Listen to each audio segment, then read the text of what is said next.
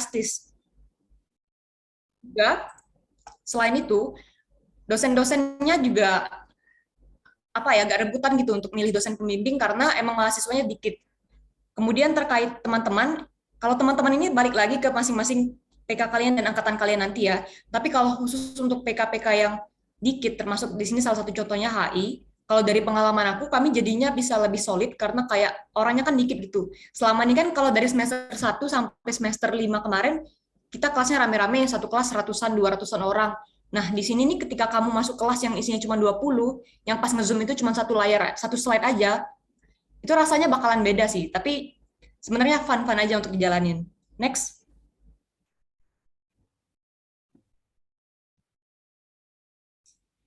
Nah, ini terakhir dari aku, ada sebuah quotes yang mau aku kasih ke kalian. Katanya adalah, language is information, and information is everything. Jadi benar kalau informasi itu penting, dan informasi itu adalah segalanya. Jadi dalam hal ini, kalau dihubungkan ke HI tadi, emang benar, nggak perlu HI pakai bahasa Inggris. Tapi bakalan sangat membantu apabila kamu bisa bahasa Inggris. Itu sih mungkin dari kakak. Sekian dan terima kasih.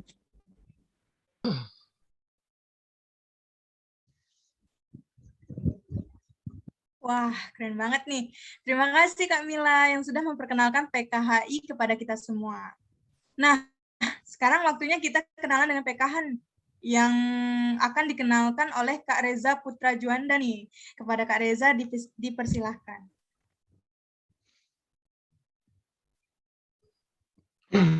Halo, suara kedengaran enggak, moderator? Kedengaran, Kak. Oke, terima kasih. Kita mulai ya. Mungkin langsung PPT-nya boleh di-share.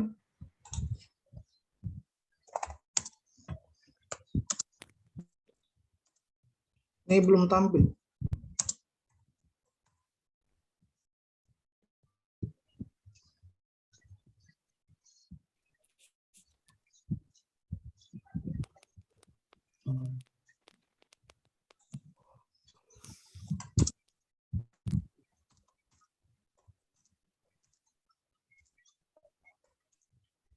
Oke, kita mulai. Sebelumnya terima kasih ke Lokus sudah mengundang kakak dipercaya memberikan materi terkait dengan PK, dan terima kasih juga mungkin ke Mila juga kan. Mila sudah menurut saya bagus banget kan dia penjelasannya, dan juga menutupi kekurangan saya di PPT saya. Kalau Mila itu ada dokumen akademik yang harus dipersiapkan, nah saya nggak masukkan itu. Saya akan membahas dari sudut pandang lainnya. Oke, boleh next. Oke, next. Ini tips dan hal yang perlu dipersiapkan ya. Next. Nah, tips dan hal yang perlu disiapkan itu saya gabung ya, karena tips itu adalah hal yang harus dilakukan pada tahap persiapan. Kalau pengalaman saya pribadi itu ada 4 yang harus yang kalian siapkan dan harus kalian pahami. Yang pertama itu pahami minat bidang ilmu kalian. Nah, selama kalian perkuliahan dari semester 1 sampai semester 5 itu kalian pahami betul kalian aktif di mana, kalian bosan atau tidaknya di mana pada PK apa. Kenalaran kalian pun ingat-ingat kembali kan, kalian paling nalar itu di mana, PK apa, dan kalian sangat cepat nangkep atau nyambung lah pada saat pelajaran yang berkaitan dengan PK apa. Itu perlu dipahami dulu. Yang kedua, selain memahami minat dari diri sendiri terhadap bidang ilmu yang akan kalian tekuni nanti, pahami juga tuh perkuliahan pada tiap-tiap PK. Kenapa saya katakan pada tiap-tiap PK, tidak langsung ke PK-an? Karena ini untuk membantu kalian menentukan PK kalian nanti, bukan langsung menjurus ke HAN. Pahami perkuliahan tiap-tiap PK. Jadi setelah kalian pahami minat bidang kalian, pahami perkuliahan di tiap-tiap PK, lakukan pembandingan. Yang mana yang paling cocok dengan kalian? Mulai dari mata kuliahnya, mulai dari perkuliahannya, bagaimana caranya memahami itu? Ya ikut dengan ikut acara-acara seperti ini yang diadakan Lokus. Jadi ini saya bilang berapa kali nih, Yang ketiga, nilai. Nilai tadi itu sudah dibahas sama Mila. Nilai itu kenapa dimasukkan? Karena nilai ada prasyarat, menjadi prasyarat untuk memilih PK. Tiap-tiap PK itu memiliki nilai prasyarat itu 5 yang berkaitan dengan hukum yang berkaitan dengan bidang hukum masing-masing. Kalau HAN itu ada hukum administrasi negara, hukum tata negara Indonesia, PIH, itu masuk semua itu. Ada 5 ya. Saya lupa itu 2-nya. Terus sebelum memilih PK juga harus tetapkan tujuan pasca kuliah. Kenapa saya masukkan ini? Sebenarnya ini pribadi saya ya. Saya dulu ingin masuk PK itu pidana kepengen, perdata kepengen, HTN kepengen, HAN juga kepengen. Tapi perdata saya nggak jadi karena nilai nggak mencukupi, bukan nggak mencukupi, tapi lebih kurang daripada yang lain. PKHI keterbatasan saya terhadap bahasa ya. Mungkin sekarang ya enggak apa-apa pada saat kuliah, nanti pada saat karir. Yang ketiga,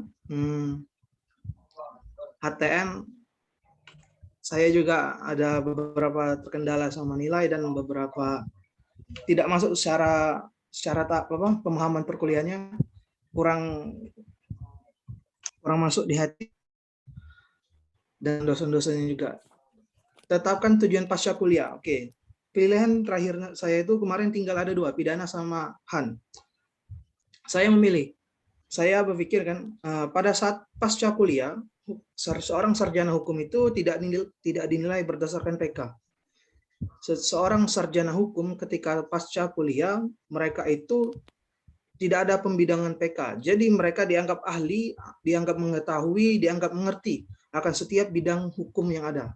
Kalau di Fakultas Hukum Unsri ada 5. Berarti kita dianggap mengerti. Ketika kita terjun di masyarakat, kita dianggap mengerti terhadap 5 bidang hukum tersebut. Nah, saya itu memang itu kita dianggap mengerti di masyarakat, tapi kita juga harus membekali diri akan hal itu pada saat terjun ke masyarakat nanti. Nah, kaitannya dengan tetapkan tujuan pasca kuliah, misalkan kalau saya mengambil pidana misalkan ya, tanpa ada pembandingan, kalau saya mengambil pidana, saya belajar terkait dengan tindakan pidana yang diatur di dalam KUHP maupun tindakan pidana pidana yang luar biasa seperti korupsi, narkoba, terorisme, dan lain sebagainya. Pada saat kalian mengambil PK pidana, ketika kalian pasca kuliah, sangat relevan untuk mencalonkan diri menjadi jaksa, ikut pendaftaran jaksa, ikut pendaftaran hakim, ikut pendaftaran pendaftaran advokat, cepat, banyak sekali. Tapi yang saya inginkan itu tidak hanya berkutat pada hal itu. Saya ingin meluaskan cakrawala. Makanya saya mengambil PK-HAN. Kenapa saya mengambil PK-HAN? Di dalam HAN itu nilai-nilai pidana berkaitan, ada masuknya juga, perdata masuk, malah dekat sekali dengan perdata, dengan hukum tata negara itu sangat dekat sekali. Jadi HAN itu bercabangnya itu ke tiap-tiap bidang hukum. Dia mendekati seluruh tiap-tiap bidang hukum. Pada saat terjun ke masyarakat nanti, saya siap.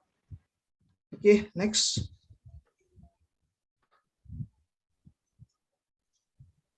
Mana? Next. Oke, next lagi.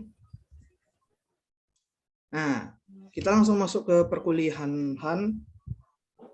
Mata kuliah wajib di dalam program kekhususan HAN itu ada 5. Hukum pengadaan barang dan jasa pemerintah, hukum pelayanan publik, hukum kependudukan, hukum kewarganegaraan, dan hukum keuangan negara. 5 PK ini, 5 mata kuliah ini adalah mata kuliah yang harus diambil pada saat kalian semester 6 pertama kali sudah pilih PK. Lanjut lagi. Nah, ini adalah mata kuliah pilihannya itu kurang lebih ada 13 mata kuliah.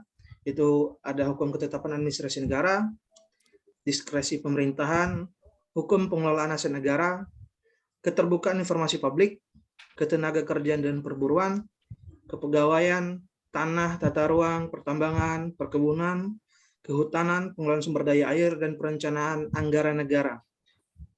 Itulah yang saya yang kalau kita hubungkan dengan penetapan tujuan pasca kuliah, inilah yang mempengaruhi saya. Banyak cabang ilmu materi-materi perkuliahan itu langsung menyentuh ke dalam masyarakat. Ia sebagai hal yang berkaitan langsung, berkaitan erat dengan apa dan bagaimana yang harus dilakukan oleh masyarakat dalam aktivitas masyarakat sendiri dalam hal bernegara. Nah, inilah yang membuat saya ingin memilih PKH ini. Nanti pada saat pasca kuliah, ilmu-ilmu ini akan sangat dibutuhkan. Mungkin lanjut lagi. Nah, ini dosen-dosen pengajar. Dosen-dosen pengajar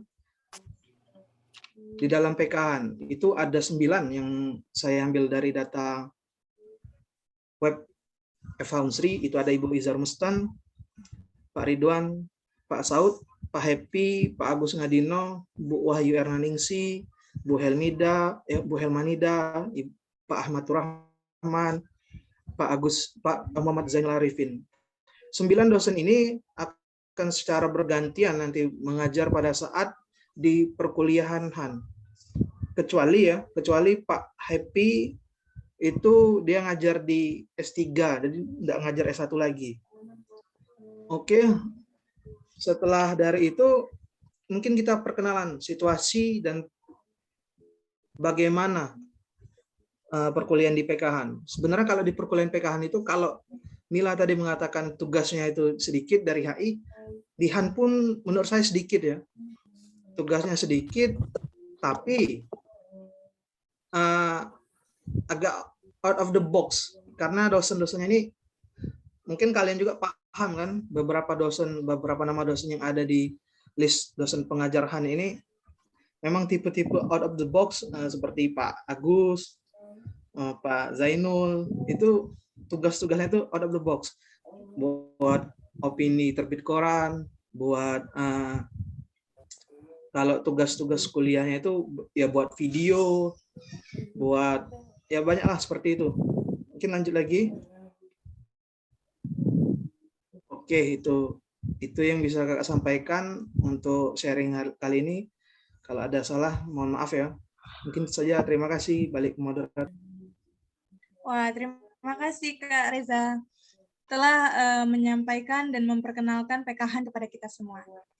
Nah, sekarang waktunya kita kenalan dengan PKHTN nih, yang akan dikenalkan oleh Kak Ferdian Dimas Saputra. Kepada Kak Ferdian dipersilahkan. Baik, cek. Terima kasih moderator. Assalamualaikum warahmatullahi wabarakatuh. Selamat malam kawan-kawan semuanya. Sebelumnya kedengaran jelas nggak suaranya?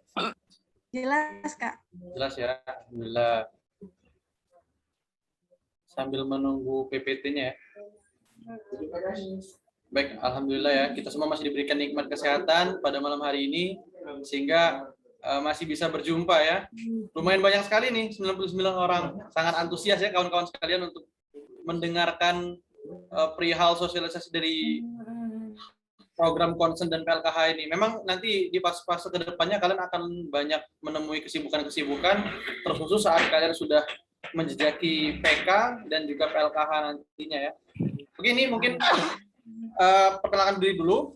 Abang Ferdian Dimas Saputra, mahasiswa Fakultas Hukum ya. Iyalah pasti Bang, mahasiswa Fakultas FISIP gitu ya. Ya, jadi Abang di sini perwakilan dari ini ya, dari PKHTN. Nah, jadi insya Allah nanti kita akan kenalan lebih dalam. Next. Adek. Oke, kita kenalan dulu. Apa itu HTN? Jadi kan sebelum kalian masuk ke PK itu, harapannya kalian itu lebih sudah kenal dulu kan perihal apa sih yang bakal nanti kalian pelajarin di PK itu kan. Nggak panjang lebar sih, nanti paling ini sedikit aja pengantarnya gitu kan. Jadi mungkin sebelumnya sudah pernah ketemu ya di MK-MK sebelumnya, di semester sebelumnya ada pidana kan, perdata, ada HAN juga, HI, HTN. Nah, mungkin dari situ nanti kalian sudah bisa menentukan nih, hati kalian nanti akan jatuh ke PK yang mana. Wah, gitu kan, kayak pilih-pilihan jodoh gitu. Nanti kalian akan sudah mulai apa ya, merasakan filter sendiri bahwa oh, saya ini kayaknya lebih spesifik ke sini, lebih pengen belajar di sini, saya ini lebih tertarik dengan dosen yang ini, sehingga nanti kayaknya nyamannya di PK ini. Nah, mungkin kita perkenal dulu nih, apa sih itu HTN? Jadi ini definisi hukum tata negara. Pengertiannya hukum tata negara itu atau statreh adalah hukum yang mengatur negara antara instansi dasar lainnya, struktur kelembagaan, pembentukan lembaga-lembaga negara, hubungan hukum, hak dan kewajiban antara negara lembaga, wilayah, dan warga negaranya. Nah, ini menurut pendapat ahli ya. Menurut Lokman, hukum tata negara adalah serangkaian kaidah hukum yang menentukan badan-badan yang diperlukan, wewenang masing-masing badan, hubungan antar badan yang satu dengan yang lain, serta hubungan antara badan-badan itu dengan individu-individu dalam suatu negara. Nah, ini menurut Underfoot, kurang lebih sama ya. Hukum tata negara adalah peraturan-peraturan yang menentukan badan-badan yang diperlukan beserta kewenangannya, hubungan antara organ negara, serta hubungannya dengan individu warga negara dalam kegiatannya. Nah, kalau menurut Kusnadi kurang lebih juga sama. Jadi kita dapat tarik kesimpulan bahwa ilmu hukum tata negara itu adalah suatu cabang ilmu dalam ilmu hukum yang mempelajari atau secara khusus mengkaji persoalan hukum dalam konteks kenegaraan. Nah, jadi di HTN ini nanti ya yang jadi topik utama bahasannya adalah negara, karena ya kita belajar tentang struktur ketatanegaraan, baik dari organ negara sampai ke hak-hak warga negaranya dalam kaitan kenegaraan. Nah, mungkin kurang lebih seperti itu ya, seperti yang sudah kalian pelajari di semester-semester sebelumnya. Next mungkin.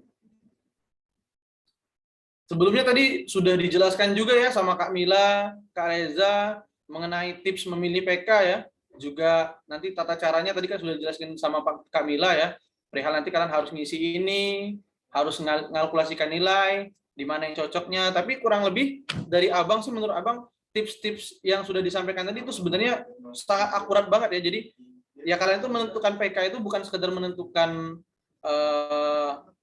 ketertarikan kalian dengan pelajarannya saja, tapi prospek ke depan itu kalian juga harus punya target, meskipun nantinya ketika pasca kampus ya kita ini bukan sarjana hukum tata negara, bukan sarjana hukum pidana, bukan sarjana hukum perdata dan lain-lain sebagainya, tapi kita ini sebagai sarjana hukum murni ya, yang harus menguasai bidang-bidang seluruhnya di dalam hukum itu. Tapi tidak menutup kemungkinan kita juga punya spesialisasi khusus atau pendalaman khusus nanti pasca kampus, sehingga kita lebih bisa apa ya, lebih bisa sesuai dalam menata apa ya, karir nanti ke depannya, insya Allah ya.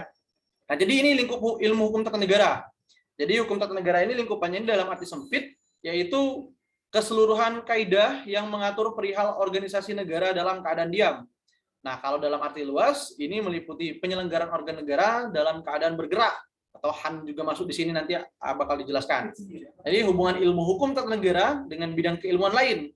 Nah, hukum tata negara ini juga ada kaitan erat dengan ilmu hukum administrasi negara. Bergeseran dikit tadi sama PK-nya Kak Reza. Jadi kalau HTN ini fokusnya adalah hukum rangka dasar dari negara sebagai keseluruhan, sedangkan HAN ini fokusnya merupakan bagian khusus dari ATN atau mengkaji organ-organ negara dalam keadaan bergerak. Nah, itu tuh fokusnya bagian HAN. Jadi nanti mungkin agak mirip-mirip sedikit ya antara HTN dan HAN ini. Jadi nanti agak bersinggungan sedikit dengan PKHAN, bahkan nanti ada mata kuliah yang diampu bersama dengan PKHAN dan lain-lain sebagainya. Itu nanti hal yang biasa lah. Yang kedua, ini ada kaitan hubungan juga dengan ilmu negara, HTN ini. Jadi ya jelas, kalau kita belajar tata negara, pasti kita juga belajar ilmu negara sebagai dasar logika berpikirnya, begitu kan? Jadi nanti sebagai dasar teori utamanya kita harus paham dulu ilmu negara. Jadi ilmu politik, ya karena dalam struktur kenegaraan itu ilmu politik ini dibutuhkan. Nah, nanti kalian juga bakal ketemu nih dengan mata kuliah politik kan. Jadi kurang lebih nanti ketiga ilmu ini akan kalian pelajari, bakal membantu kalian. Kalau kalian memahami ketiga ilmu ini akan lebih mudah ketika kalian nanti ngambil PK Hukum Tata Negara. Next.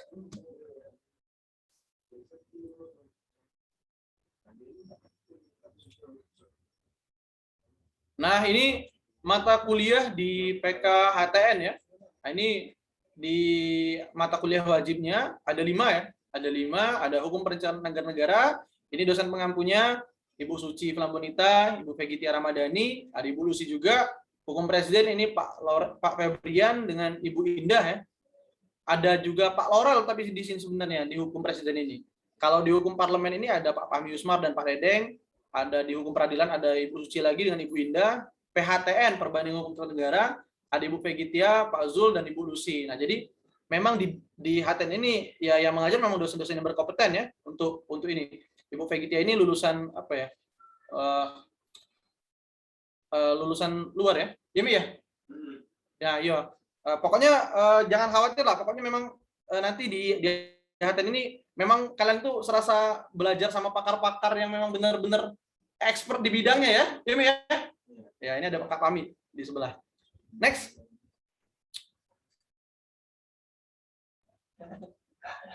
Nah, ini mata kuliah pilihan di PKHTN FH Unsri. Nah, ini.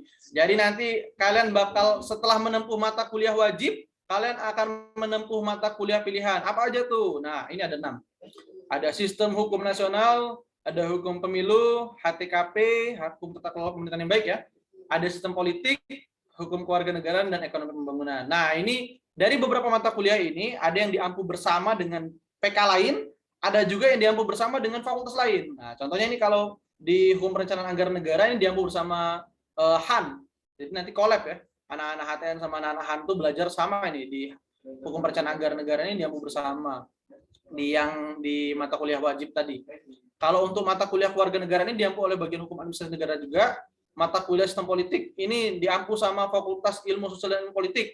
Mata kuliah Ekonomi Pembangunan diampu oleh Fakultas Ekonomi. Jadi nanti ya inilah yang akan kalian pelajari di HTN kurang lebih ya. Ada 5 mata kuliah wajib dan ada 6 mata kuliah pilihan. Nah, ini nanti kalian pilih 3 aja. Yang mana yang kira-kira sesuai dengan minat kalian. Nah, jadi nanti next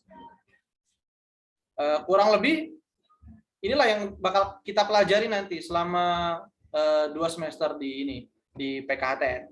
Lalu alasan memilih hukum tata negara. Wah, ini alasan Abang sih banyak sih sebenarnya. Yang pertama ini ya karena memang tadi sudah dijelaskan sama Kak Reja ya. Jadi memang sudah pilihan Abang karena Abang merasa nyaman dengan PKHTN dan metode belajarnya juga Abang suka. Terus prospek ke depan Abang kurang lebih ya sama juga kan. Apalagi kalau misalnya ada kawan-kawan yang sudah memiliki apa ya ide-ide permasalahan yang ingin diangkat dalam skripsi nanti, itu juga bakal membantu sekali. Misalnya nanti kawan-kawan mau memilih PK, misalnya kalian tertarik nih mengangkat tentang isu-isu kenegaraan. Wah, berarti ini lingkupannya apa ya? Lingkupannya PKHTN atau PKHAN. Nah, jadi kurang lebih ya itu juga membantu kalian dalam memilih PK. Misalnya kalian mau mengangkat tentang case-case yang berkaitan dengan pidana, berarti kalian harus masuk pidana nanti di PK-nya. Nah, jadi kurang lebih begitu. Tapi salah satu yang menarik di HTN ini ya ini, metode pembelajarannya ini variatif. Nah, kenapa bisa variatif? Jadi kalau di PK lain tuh Abang nggak tahu sih belajarnya kayak gimana. Tapi di HTN ini yang lebih kita kedepankan di PKHTN ini, metode belajarnya ini ya diskusi, literasi, dan sitasi. Nah, nanti kalian bakal ketemu ini, diskusi, literasi, dan sitasi ini. Jadi memang asik sih. Jadi kalian nggak monoton dengerin dari materi dari dosen, nggak monoton kayak sebelum-sebelumnya, kayak kalian di semester berapa. Jadi nanti kalian tuh bakal banyak baca buku, harus ada target baca buku tuh. Apalagi kalau di MK Presiden sama Pak Laurel nanti bakal ketemu kalian. Minimal harus baca 1 buku atau beberapa buku, targetnya 400 halaman gitu harus tuntas, nanti bakal buat sitasi. Memang agak berat sih, tapi ya memang nanti akan terbiasa sih. Kalau menurut aku bakal terbiasa nanti. Memang agak berat di awal. Tapi ya itu tuntutan sih. Setiap PK kan punya ini ya, punya apa namanya? Punya tantangannya tersendiri gitu kan. Nah, jadi nanti kalau di HTN mungkin memang metode belajarnya enggak seringan ketika kalian di semester awal. Tapi memang ketika digenjot di sini ya kalian harus siap. Nah, tapi dinikmatin aja karena ini menjadi apa ya? Menjadi fokus kita ketika kita sudah memilih PKHTN, pasti kita harus upgrade diri. Value kita harus nambah tuh, harus bisa nambah terus. Jadi ya kita dituntut kapasitas untuk lebih gitu kan. Apalagi kita bahas isu-isu kenegaraan yang untuk kita harus update terus terkait isu-isu kenegaraan dan lain-lain sebagainya. Jadi nanti kalian akan bertemu dengan metode-metode belajar seperti ini, diskusi, itu biasanya di MK-nya Pak Fahmi, Pak Dedeng, literasi di MK-MK-nya Ibu Indah, di MK-MK lainnya, dan ada juga citasi di MK Pak Laurel. Nah, nanti citasi ini yang agak, ya nanti kalian coba sendiri lah. Tapi aman kok, aman. Yang lainnya enak. Next. Oke, ini ada dokumentasi perkuliahan PK Hukum Tata Negara. Nah ini ya, ini kegiatan-kegiatan PK selama online ini, jadi ya bisa di screenshot, gitu kan.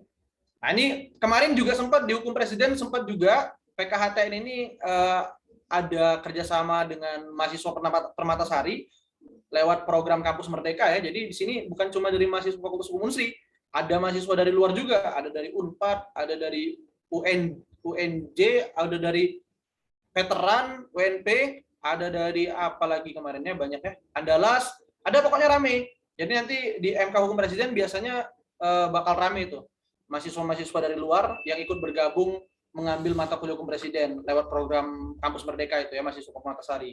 Jadi ini nanti kalian bakal ketemu sama teman-teman yang baru. Asik ya, pokoknya asik pokoknya.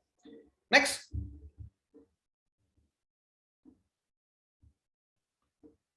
Oke, nah PKHTN FH Unsri, ayo join bersama kami menjadi bagian mahasiswa Hukum Tata Negara Fakultas Hukum Universitas Jaya. Nah, oke, menariknya di sini sih. Kalau menurut Abang di PKHTN ini menariknya begini. Ketika kalian masuk bergabung di HTN, mungkin pandangan kawan-kawan sekalian, wah berat nih PKHTN ini, apa namanya, banyak tugas, banyak ngerjain makalah, banyak diskusi ini berat kayaknya, nggak santai. Menurut Abang sih ya segala sesuatunya itu konsekuensi. Tapi ketika kalian dipacu untuk tetap giat belajar, ya ini fasenya kita untuk berkembang sama-sama. Ini fasenya kita untuk mengupgrade diri dan menambah ilmu kan. Nah, PKHTN ini menjadi wadah yang baik untuk kita terus upgrade dan berkembang. Karena ya bayangkan aja di angkatan Abang aja ada 10 orang cuma yang ngambil. Jadi kalau di pidana kan rame kan, di perdata juga rame mungkin. Jadi mungkin kuliahnya bisa santai. Kalau di HTN kan cuma seorang 10 tuh. Kalau ada yang off cam 1 pasti ketahuan. Nah, jadi kita dituntut untuk serius di sini. Dituntut untuk serius, kita dipaksa untuk memang benar-benar mendalami materi secara utuh dan memang benar-benar asik sih menurut Abang. Asik banget. Jadi lebih enaknya di situ. Terus kalau masalah nanti deskripsi kalian bakal mudah karena cuma sedikit mahasiswa biasanya yang ngambil PK HTN, HAN dan H itu biasanya sedikit kan. Nah, jadi lebih enak kalau kalian mau nulis skripsi, lebih cepat bimbingannya, ketemu sama dosennya lebih asik kan, bisa lebih intim, bisa lebih intens ketemunya, bisa lebih apa ya, bisa lebih ngobrolnya tatap muka gitu. Jadi lebih asik karena limited edition, terbatas gitu ya. Karena cuma 10 orang di angkatan Abang. Asiknya di situ. Ingat ada salam juga dari Pak Zul Hidayat selaku kajur ya, kajur di PKHTN sekarang Pak Zul Hidayat kajurnya kepala jurusannya. Jadi kata Pak Zul, di HTN ini tidak semenyeramkan sebagaimana yang kalian kira. Wah, HTN juga asik dan punya prospek yang bagus ke depannya sama kayak PK-PK yang lain. Tapi tergantung kalian, nanti kalian yang bakal milih. Nah, tapi itulah kurang lebih dari PK HTN. Next, masih ada nggak?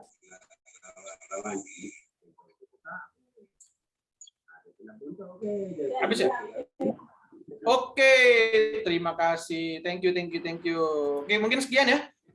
Dari PKHTN, semoga nanti apapun PK yang kalian ambil ya bisa bermanfaat buat kalian, bisa ya sama-sama memberikan bekal bagi kalian, nanti kita sama-sama belajar sebagai sarjana hukum nanti, jemputan sarjana hukum yang bisa bermanfaat bagi masyarakat. Thank you, terima kasih moderator dan salam semuanya. Assalamualaikum warahmatullahi wabarakatuh.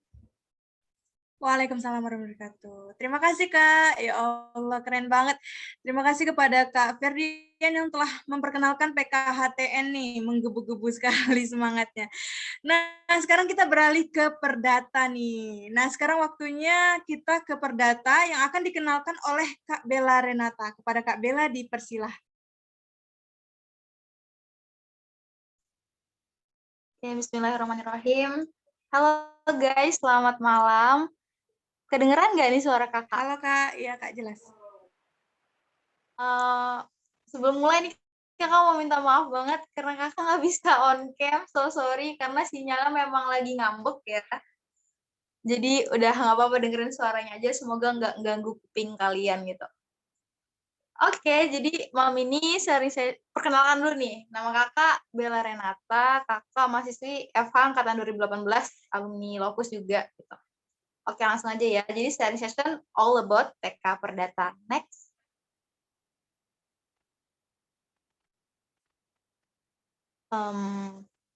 Bisa next?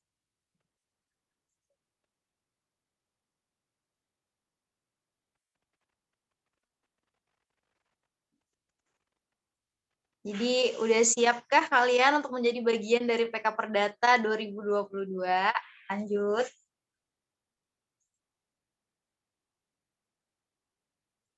Oke, jadi di sini kakak bakal jelasin tentang persiapan sebelum PK-nya, tapi tadi kakak udah lihat Kak Mila udah bahas ini, terus ada tips memilih PK, ada perkuliahan di PK Perdata tuh kayak gimana, MKPK, dan more about PK. Jadi kayaknya langsung aja ke tips memilih PK nih. Atau udah deh, ulang aja dari persiapan sebelum PK deh, tolong. Persiapan sebelum PK, kita cepet aja, ntar langsung di next testing gitu.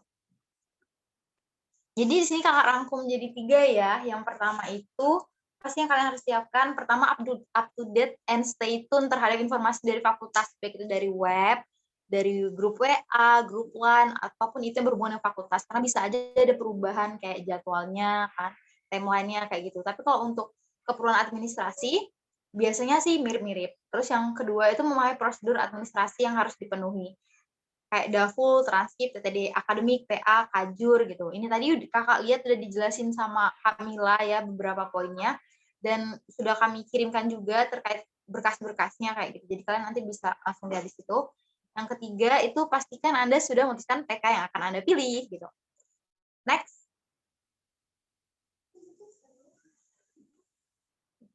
Agak ribet ya itunya slide-nya, sorry ya. Tips memilih PK deh. Pakai itu soalnya hyperlink, sorry. Nah, jadi gimana cara milih PK sih? Kakak nggak tahu karena kakak tadi keluar, whether ini udah disampaikan atau belum oleh teman-teman kakak yang lain, mohon maaf banget. Tapi kakak ulangin singkat aja. Yang pertama itu berdasarkan minat dan bakat kalian. Kenapa nggak dipisah? Karena kalau kalian cuma minat doang tapi nggak tahu kalau kalian tuh ternyata nggak berbakat di situ atau tidak punya potensi dalam bidang itu, kalian akan kesulitan mengikuti pembelajaran berikutnya gitu, ketinggalan sama teman-teman lain. Berdasarkan cita-cita, misalnya kan udah mau jadi notaris nih, terus tahu kalau notaris itu banyak berhubungan dengan PK Perdata, ya nggak salah kalau kalian ngambil PK Perdata kayak gitu, nggak dosa gitu kan. Terus prospek nih ke depan, kalau kalian belum punya cita-cita dan kalian ngerasa prospek ke depan tuh banyak tentang teknologi dan sebagainya, privacy, and so on, kalian bisa ambil perdata atau pidana kayak gitu. Terus ada skripsi, kalau kalian udah punya bayangan nih skripsi kalian mau apa, di ranah apa, kalau kalian udah punya bayangan itu, kalian bisa ambil PK yang berkaitan dengan skripsi yang kalian minati nih, nantinya kalian pengen ngambil apa, karena emang PK kan jadi landasan untuk ngambil skripsi kayak gitu. Next. Perkuliahan PK-nya coba. Oke. Nah, jadi untuk yang perkuliahan PK Perdata sih ya, yang Perdata, secara umum nih, yang pertama materinya pasti materi pendalaman yang khusus kan.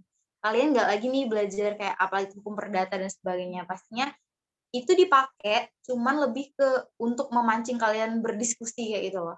Terus lebih banyak diskusi dan tugasnya yang tadi disampaikan Kak Ferdian juga, kalau memang lebih berat dari PK pada di awal, ya karena memang sudah pendalaman gitu. Fokus kalian itu akan menuju ke skripsi yang kalian bakal kayak gimana. Jadi lebih ke dasen dan daskolen, tapi studi kasus kayak gitu lah.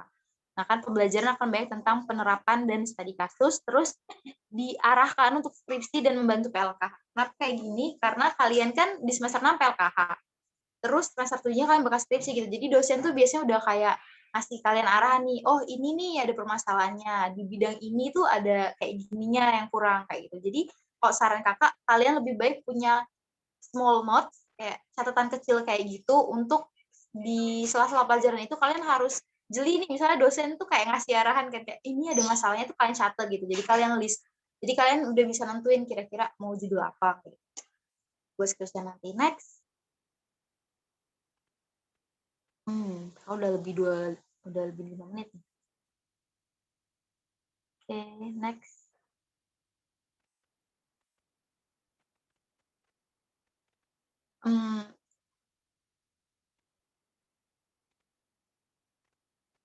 Nah, ini MKPK Perdata ada. Nah, ini kalau misalnya kalian ambil PK Perdata ya, sama sih. Kalian bakal punya 5 MK wajib yang akan kalian ambil di semester 6. Jadi berbarengan dengan kalian PLKH itu, kalian akan punya 5 PK wajib juga gitu. Terus nanti di semester 7-nya baru kalian punya kesempatan untuk ambil 3 MK pilihan dari 17 macam MK di PK Perdata. Nanti kalian bisa lihat ya di berkasnya. Next. Yang terakhir aja langsung.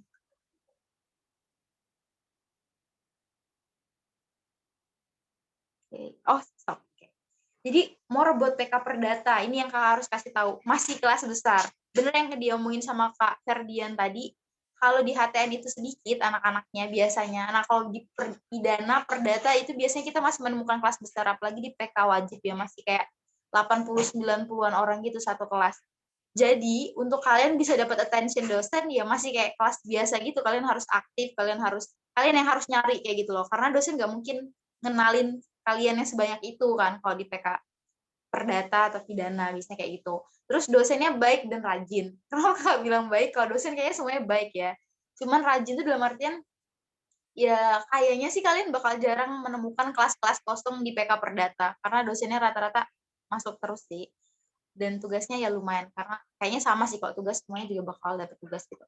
Nah, terus yang terakhir ini yang spesial dari PK perdata adalah cakupannya tuh luas banget. Jadi kayak apa aja tuh bisa dihubungkan dengan perdata gitu loh. Jadi untuk kalian skripsi dan sebagainya pun lebih banyak yang bisa kalian lihat gitu. Bahkan kalau kita lihat MK pilihannya pun PK Perdata tuh paling banyak kan 17 sendiri kayak gitu. Karena memang cakupan PK Perdata itu luas. Dan pesan kita pun ada kayak gitu. Dah. Itu aja sih kalau menurut kakak. Oke, last page. Nah ya. Oke, thank you for your attention guys. Kalau misalnya masih ada pertanyaan yang lain mungkin nanti bisa ditanyakan. Makasih banyak untuk perhatiannya. Mungkin bisa dikembalikan ke moderator. Widih, terima kasih Kak Bella atas penyampaian atau pemaparan materinya. Keren banget nih. Mana nih tim Perdata? Oke, sebelum kita lanjut ke pidana, kita dokumentasi dulu guys. Dokumentasi dipandu oleh Kak Windy. Kepada Kak Windy, disilahkan. Ayo on cam yuk. Oke, thank you. Boleh teman-teman untuk on cam ya. Ini ada 4 slide nih. Boleh banget untuk di on cam. Tunggu dulu ya, boleh benerin rambut dulu, benerin jilbab dulu, silahkan.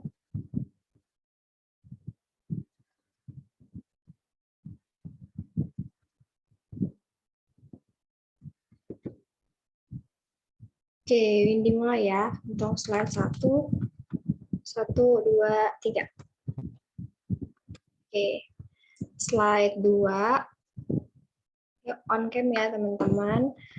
1, 2, 3. Oke, slide 3. 1, 2, 3. Slide terakhir. 1, 2, 3. Oke, thank you. Kembali ke moderator. Thank you Kak Windy. Oke, next. Yang kita tunggu yaitu yang terakhir nih. PK pidana. PK pidana akan diperkenalkan oleh Kak Prendi. Kepada Kak Prendi, dipersilahkan. Oke, cek sebelumnya apakah suara kakak terdengar jelas, moderator? Jelas, Kak. Oke, terima kasih moderator. Terima kasih juga kepada Lokus yang telah mengundang kakak sebagai narasumber daripada PK Pidana. Dan juga ini Lokus yang sekarang patut diapresiasi ya, karena saya nggak expect juga kalau misalnya ternyata peminatnya banyak juga sampai 100 partisipan gitu. Mungkin ada peningkatan yang lebih daripada tahun lalu terkait brandingnya dan juga pemilihan topik yang mungkin ini sangat banyak peminatnya bagi adik-adik karena yang masih banyak yang masih bingung kan terkait mau pilih PK apa, mau kemana, masih ngawang-ngawang. Jadi pemilihan topiknya sangat baik. Terima kasih kepada Lokus juga. Oke, sekian intermezzonya. Mungkin langsung aja. Selamat malam teman-teman sekalian. Bincang seputar PK, lebih khusus terkait PK Pidana. Ini merupakan sesi terakhir ya dari penyampaian pengenalan PK. yaitu pada bagian program kekhususan pidana. Oke, boleh next. Oke, pra pemilihan PK. Sebelum kita masuk kepada pengertian apa itu pidana, mari kita merefresh kembali terkait seluruh PK yang telah dijelaskan oleh kakak-kakak luar biasa tadi. Jadi memang di Fakultas Hukum kita itu tersedia 5 program kekhususan yang bisa diambil ketika mahasiswa menginjak semester 6 dan telah lulus mata kuliah hukum lanjutan dan mata kuliah prasyarat yang tercantum dalam pedoman akademik Fakultas Hukum Unsri kurikulum 2017 terkait prosedur administrasi maupun syarat-syarat. Tadi kan sudah Kak Mila dan Kak yang lainnya sudah menjelaskan, mungkin Kakak langsung aja. Di Fakultas Hukum kita ada 5 PK yaitu HI, HAN, HTN, Perdata, dan Pidana. Meskipun begitu, apapun PK yang akan rekan-rekan ambil ketika kita sudah lulus dari Fakultas Hukum, kita tetap dituntut untuk mengerti segala bidang tersebut. Hanya saja kalau bisa, kita harus menjadi ahlinya ahli di salah satu bidang tersebut, kalau bisa. Oke, next. Next boleh. Oke, tips memilih PK. Ini sekedar tips dari saya, boleh dipakai, boleh tidak. Jadi yang pertama, memilih PK yaitu sesuai dengan tema skripsi, kalau sudah ada ya. Jadi misal teman-teman ada yang ingin nulis tentang pertanggungjawaban pidana pelaku suntik vaksin kosong misalnya, yang sudah beredar di berita misalnya, berarti bisa memilih PK pidana. Atau udah ada yang punya bayang-bayang pengen nulis tentang harta gonogini pernikahan misalnya, karena maybe ada saudara atau temannya yang punya masalah terkait harta gonogini, jadi ngangkat tema itu, berarti bisa milih PK Perdata. Ya, kurang lebih seperti itu. Yang kedua, sesuai dengan ketertarikan teman-teman. Kan selama beberapa semester ke belakang, teman-teman sudah belajar mengenai dasar-dasar daripada ilmu hukum. Nah, harusnya sudah mulai timbul tuh, aku nih lebih tertarik kemana sih? Aku lebih paham yang mana sih? Apakah itu HI, HAN, atau yang lainnya? Kalaupun kakak ditanya, kenapa sih kak milih PK pidana? Jawabannya sebenarnya simpel, karena pidana lebih terlihat menarik bagi kacamata kakak dibanding PK yang lain. Karena lebih tertarik dan ya begitulah. Ketiga, lebih unggul di bidang yang mana. Jadi misalnya teman-teman di sini ada yang percaya diri di mata kuliah yang terkait HTN, atau misalnya berdasarkan data tertulisnya atau berdasarkan KHS semester-semester yang lalu, nilainya yang paling besar ternyata ada di mata kuliah terkait HTN. Berarti bisa milih PK HTN. Kira-kira seperti itu. Keempat, target setelah lulus. Jadi misalnya di sini ada yang punya target setelah lulus, ingin daftar menjadi jaksa misalnya, maka bisa memilih PK pidana. Atau ada yang ingin jadi notaris atau lanjut S2 kenotariatan, maka bisa memilih PK Perdata. Tapi sebenarnya seperti yang saya bilang tadi, mau PK apapun yang Anda pilih, itu tidak berpengaruh selama Anda memahami dengan aspek-aspek yang ingin dituju nantinya. Begitupun ada juga kakak tingkat kita yang berasal dari jurusan pidana, tapi notabene sekarang jadi notaris, yang berasal dari, ada juga yang berasal dari PK Perdata, keterima jadi jaksa. Jadi sebenarnya patokannya itu bukan pada program kekhususan yang kita pilih, tetapi pada kapasitas diri kita. Next, boleh? Next. Oke. Hukum pidana. Mari kita sedikit flashback ya, dengan pengertian daripada hukum pidana. Istilah pidana berasal dari bahasa Sanskerta yang artinya nestapa atau derita. Jadi bisa diartikan bahwa hukum pidana adalah sekumpulan norma-norma, sekumpulan hukum yang mengatur tentang perbuatan yang dilarang, disertai dengan ancaman pidana atau ancaman hukuman bagi yang melakukannya, ditujukan kepada warga negara yang melanggar ataupun yang melakukan kegiatan yang dilarang tersebut oleh negara melalui aparaturnya. Next. Boleh next. Mata kuliah yang akan ditempuh pada bagian hukum pidana.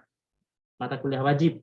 Jadi di bagian hukum pidana ada 5 mata kuliah wajib yang akan teman-teman ambil pada semester 6 berbarengan dengan PLKH, yaitu sistem peradilan pidana, hukum penintensir, tindak pidana di bidang perekonomian, hukum pidana di luar KUHP, dan hukum pidana anak. Ini terkait mata kuliahnya tidak bisa saya jelaskan satu persatu karena ini butuh 10 SKS kalau mau jelasinnya. Oke, next boleh. Mata kuliah pilihan, yaitu ada 7 mata kuliah, Jadi rekan-rekan sekalian nanti akan diwajibkan untuk memilih tiga dari 7 mata kuliah ini. Kalau dari saya sendiri memilih Kapita Selekta Hukum Pidana Administrasi, dan Kapita Selekta Kriminologi. Alasan saya mengambil 3 mata kuliah tersebut karena 3 mata kuliah tersebut masih berkaitan dengan tema skripsi yang saya tulis, sehingga 3 mata kuliah yang saya ambil ini bisa mendukung penulisan saya dengan misalnya menanyai dosen terkait apa yang saya bingungkan dengan penulisan skripsi saya, bisa langsung saya tanyakan pada kegiatan perkuliahan. Next.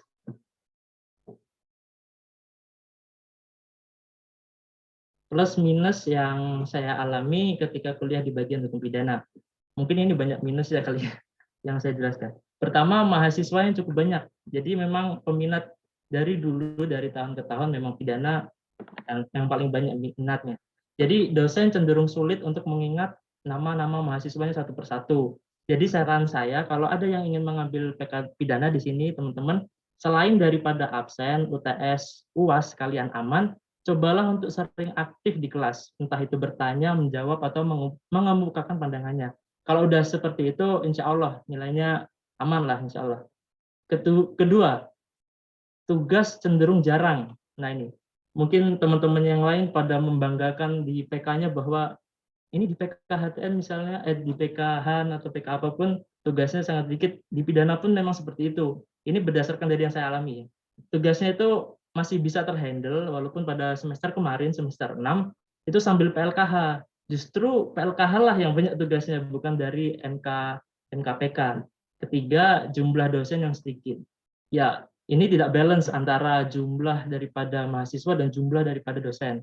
Mengakibatkan pada saat bimbingan skripsi nanti itu mengantri dengan teman-teman pidana yang lain. Karena sebagian dosen pidana tuh memiliki mahasiswa bimbingan skripsi yang cukup banyak. Ada yang satu dosen bisa lebih dari 20 mahasiswa, 40 mahasiswa. Terkhusus itu dosen pembimbing 2. Itu ramai banget, bisa sampai 50-an ke atas. Jadi kalau mau bimbingan skripsi itu harus ngantri dulu, harus ngechat dulu dari jauh-jauh hari untuk apa ya namanya ya, ngebooking lah, untuk ngebooking bimbingannya. Next. Masih ada nggak? Oh, oke, habis. Cukup sekian ya. Jadi sesi pengenalan PK pidana dari saya. Jadi mungkin yang saya jelaskan sedikit saja. Jadi kita banyakkan aja nanti kalau ada ya sesi pertanyaannya, sesi tanya jawabnya. Jadi kita bisa sharing-sharing di situ. Kalau misalnya yang saya jelaskan ini ada yang kurang, bisa langsung teman-teman tanyakan aja. Jadi apabila ada salah kata, mohon dimaafkan dan dilupakan. Sedih juga tapi dilupakan. Baiklah, terima kasih atas perhatiannya. Saya kembalikan kepada moderator. Wah, terima kasih Kak Prendi yang sudah memperkenalkan PK pidana kepada kita semua. Oke deh, tadi kita sudah berkenalan nih sama PK yang ada di FH Unsri. Selanjutnya kita kenalan dengan PLKH ya. Ada beberapa pertanyaan yang Widya ambil nih dari Google Form ini. Pertanyaan pertama, apa saja sih persyaratan dalam mendaftar PLKH? Untuk pertanyaan ini boleh dong kepada Kak Mila untuk bantu menjawab. Kepada Kak Mila, dipersilahkan. Oke, terima kasih atas kesempatannya ya. Sebentar ya.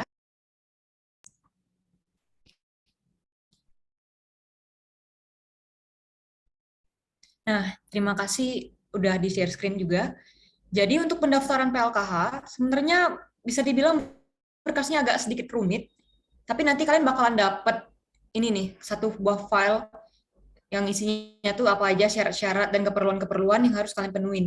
Dan juga di bawahnya, kalau di-scroll, bisa tolong di-scroll. Bawah lagi.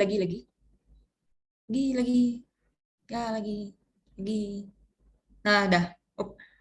Nah, di sini dan juga di bawah-bawahnya lagi, nanti juga udah ada form-form yang tinggal kalian print dan kalian isi aja. Jadi kurang lebih sama sih sistemnya kayak kalau mau daftar PK tadi, udah ada filenya, kalian tinggal baca aja, print, lengkapi apa yang perlu kalian isi, terus kalau misalnya ada kayak yang perlu transkrip segala macam, itu juga kalian lengkapin aja. Nih ya. Mungkin nanti filenya bisa langsung di-share aja biar nanti teman-temannya bisa juga langsung baca-baca. Dan ketentuan dari tahun ke tahun kurang lebih sama sih, cuma nanti waktu kalian mau PLKH itu juga bakalan di-share di WPFH file yang kayak gini. Jadi pokoknya pas mau daftar PLKH nanti kalian tinggal pantengin aja tuh web Eva. Sama mungkin tanya teman-temannya, udah ada belum nih pengumuman pendaftaran PLKH? Kalau udah ada, kalian tinggal baca aja dan cek juga nih semesternya itu semester genap atau semester ganjil. Karena kadang ada pengumuman di web itu yang tulisannya semester genap, tulisan ganjil. Semester ganjil, jadi kita kan harusnya kan ngambil kalau di semester 6 itu semester genap. Jadi takutnya salah baca informasi. Jadi lihat aja judulnya nanti genap atau ganjil. Kurang lebih gitu sih kalau untuk pendaftaran PLKH. Terima kasih. Terima kasih Kak Mila untuk jawabannya. Oke, langsung aja kita ke pertanyaan selanjutnya. Bagaimana sih pembagian kelompok PLKH? Untuk pertanyaan ini, boleh dong Kak Reza untuk bantu menjawab. Kepada Kak Reza, disilakan. Oke, kalau bagaimana sih pembagian kelompok PLKH? Pembagian kelompok PLKH itu cenderung dadakan ya, karena dia tuh dipimpin oleh kepala labor biasanya. Itu Pak Agus Ngadino. Pak Agus Ngadino tuh orangnya suka dadakan gitu. Dia kalau di awal itu kalau pengalaman kami kemarin itu diminta 11 mahasiswa dari Bukit, 11 mahasiswa dari Indralaya. Itu harus digabung menjadi satu kelompok. Jadi total dalam satu kelompok itu ada 21 sampai 22 orang.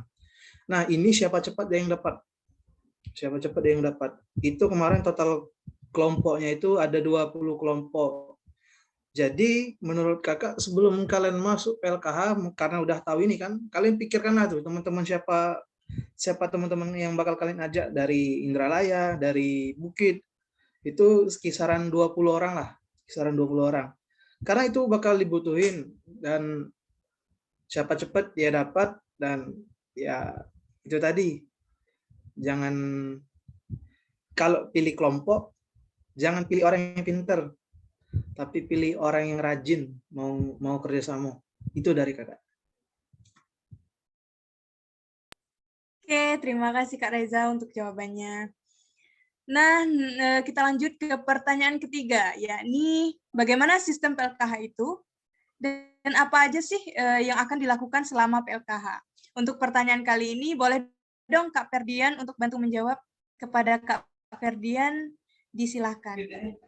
Mohon izin moderator, boleh diulangin nggak pertanyaannya? Tadi ininya gangguan. Oke, bagaimana sistem PLKH itu dan apa saja yang akan dilakukan selama PLKH? Oke, jadi sistem PLKH ya. PLKH itu ya sama kayak kuliah biasa sistemnya. Nanti kalau di zamannya kakak kan tahun kemarin ya, tahunnya kakak itu kan masih online ya. Jadi nanti kalian dapat materi dari tutor, dari dosen, dari beberapa ahli yang nanti akan kalian pelajari itu ya seputar hukum acara pidana, perdata, hatun, MK, dan juga nanti ada legal drafting juga.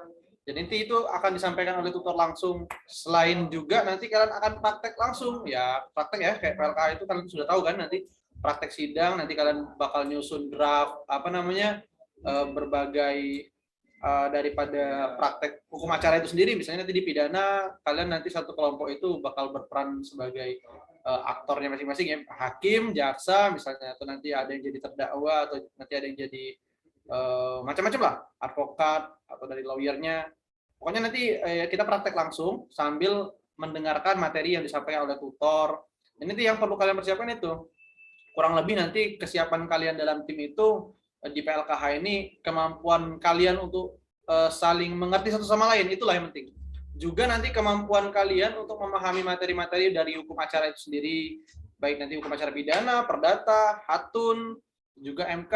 Nah, yang penting juga legal drafting. Nah, legal drafting juga penting juga menurut Abang, karena ya ini jadi salah satu hal yang memang benar-benar harus kita kuasai gitu kan. Takutnya nanti kita fokus di hukum acaranya aja, legal draftingnya lewat. Nah, ini sama-sama penting semua. Jadi kurang lebih nanti yang bakal kalian pelajari itu seputar hukum acara itu, dan nanti ya seputar materi-materi dari tutor itulah. Nanti sekaligus juga nanti kalian akan praktek langsung, mempelajarinya langsung di laboratorium ya, di lab Eva nanti sama teman-teman yang lainnya juga. Mungkin itu sih kurang lebihnya. Terima kasih ya, moderator. Terima kasih kembali Kak Ferdian. Oke, kita move on ke pertanyaan selanjutnya, yaitu bagaimana dosen atau pengajar PLKH? Untuk pertanyaan ini boleh kepada Kak Bella untuk bantu menjawab.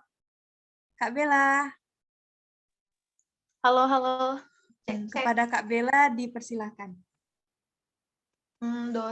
Apa tadi, dosen atau pengajar PLKH ya? Oke. Benar, Sebenarnya Kak? tadi ini Benar. sedikit sama Kak Ferdian ya. Kalau PLKH itu kan sebetulnya secara umum ada dua ya, kita dikasih materi sama kita praktek MCC. Nah, untuk pemberian materi ini biasanya ada yang dari dosen, ada yang dari praktisi langsung kayak gitu. Biasanya dari praktisi langsung ini itu tuh yang kayak apa ya? Kalau kemarin di tahunan kakak itu dicampur sih. Jadi kayak misalnya di peradilan pidana ada dosen yang ngajar, ada juga praktisinya kayak jaksa yang ngajar gitu. Terus di peradilan perdata juga ada pengacara yang ngajar, juga ada dosen yang ngajar. Terus peradilan Mahkamah Konstitusi itu praktisi sama dosen juga. Peradilan Tata Usaha Negara pun sama kayak gitu. Nah, yang non litigasi, yang bagian non litigasi itu kita ada perancangan perundang-undangan, ada perancang kontrak dan audit hukum, sama alternatif dispute resolutions atau ADR, penyelesaian di luar pengadilan ya. Nah, untuk yang perancang undang-undang ini kita kemarin benar-benar didatengin sama mama yang itu ya dari siapa sih? Pokoknya memang tentang itu deh, apa, perancangan perundang-undangan. Pokoknya emang dari praktisi kayak gitu. Tapi juga ada dosen yang ngajar. Nah, tapi kalau kakak tuh kayak gini sih, mungkin tadi apa ya? Karena kemarin kami itu dari awal mulainya itu udah langsung MCC, kayak 2 minggu setelah itu langsung MCC. Jadi materi-materi yang dikasih dosen itu ibaratnya belum kepake gitu loh. Jadi kayak dari awal tuh kami benar-benar yang buta arah dan tujuan langsung ngeberkas sendiri kayak gitu sebelum kami diajari gitu, diberikan materi oleh para praktisi dan juga oleh dosen itu sendiri. Nah, kekurangannya kemarin karena kami online, jadi nggak langsung bisa diajarin kayak gitu loh caranya. Misalnya kalau kita jadi pengacara atau kita jadi jaksa, terus sikap kita di persidangan tuh harus kayak gimana sih? Kalau misalnya kita mau ngomong kayak gini tuh penekanannya di mana sih, langsung ditunjukin kayak gitu di tempatnya langsung, dilihatnya langsung. Kalau di tahunan artinya sebelumnya kakak dengar mereka langsung dikasih tahu kayak gitu loh, kalau misalnya salah mereka langsung praktek diajarin, jadi kesalahan langsung diajarin lagi yang benernya kayak gimana gitu di bagian materi gitu. Jadi nggak tiba-tiba mereka langsung MCC aja kayak gitu, udah ada materi. Kalau kami kemarin emang agak dipercepat karena dalam seminggunya ada 6 kali MCC. Seharinya ada 2 kali di hari Kamis, Jumat, Sabtu. Itu sih menurut kakak. Dosennya enak-enak, pasti. Dosen kita baik-baik ya. Terus praktisinya juga enak. Kenapa? Karena mereka kan berpengalaman secara langsung ya. Jadi kita bisa nanya nih nggak cuman terkait gimana caranya buat berkas dan sebagainya gitu, tapi kayak kehidupan mereka di secara langsung sebagai seorang praktisi itu kayak gimana sih kayak gitu. Mereka juga banyak ngasih motivasi dan sebagainya. Itu sih kalau dari kakak. Kembali ke moderator. Terima kasih Kak Bella. Oke, next. Pertanyaan selanjutnya, apakah ada hal baru pada PLKH 2020 dari PLKH sebelumnya? Kepada Kak Prendi, boleh dong untuk bantu menjawab? Hal baru PLKH 2020 ya? Oke. Mungkin kakak hanya sedikit yang tahu terkait PLKH sebelum tahun 2020.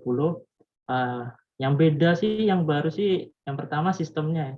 Kalau misalnya 2019, sebelum 2020 pokoknya itu kan sistem PLKH-nya full offline ya. Jadi harus ke bukit semua, mulai berangkat jam 6, jam 7 kalau kakak dengar cerita dari Kating, dan pulangnya itu sampai sore-sore terus gitu. Nah, kalau di kakak di 2020 itu kan lebih ke sistemnya kayak kadang daring, kadang juga luring. Luringnya pun hanya sekedar prakteknya. Jadi yang pertama yang baru terkait sistemnya itu tadi. Yang kedua terkait tidak adanya perancangan perundang-undangan, perancangan kontrak, dan praktek langsung ADR atau alternatif dispute resolution, jadi penyelesaian sengketa di luar litigasi atau di luar pengadilan. Itu juga tidak ada, jadi pada tahun kami itu prakteknya hanya praktek persidangan saja, persidangan peradilan pidana, perdata, Mahkamah Konstitusi, dan tata usaha negara. Tetapi pada tahun sebelum 2020, 2019, dan ke atasnya itu mereka disuruh merancang undang-undang, jadi kayak buat draft dari perda, dan disuruh bikin video atau praktek langsung bagaimana mekanisme dari penyelesaian sengketa di luar peradilan itu tadi. Kalau di tahun kami kan hanya peradilannya saja nih. Nah, tapi kalau di tahun sebelum kami itu dia yaitu tadi buat undang-undang, kontrak dan audit hukum, dan penyelesaian sengketa di luar peradilan. Kalau kami itu nggak ada.